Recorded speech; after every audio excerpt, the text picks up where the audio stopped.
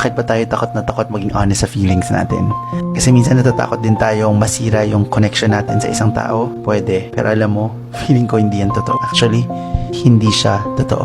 Kapag nagiging open ka sa nararamdaman mo, good or bad, magtiwala ka. Tandaan mo, trust. That is the best foundation of all relationship. Whether friendship, family, or sa love life. Madalas, hindi mo sasabihin yung gusto mong sabihin kasi natatakot ka magkamali. It actually creates more distance. Diba? Kasi yung taong kausap mo, madalas yan, mararamdaman niya if you filter things or meron kang hindi sinasabi. Pero kapag nagsabi ka ng totoo, baka medyo uncomfortable sa simula, it creates more deeper connection. Hindi mo lang shinare yung feelings mo, but at the same time, I am willing to be vulnerable. Ano mo kaya next time? Huwag ka matatakot magsabi ng nararamdaman mo. Honest feelings never destroys genuine connection.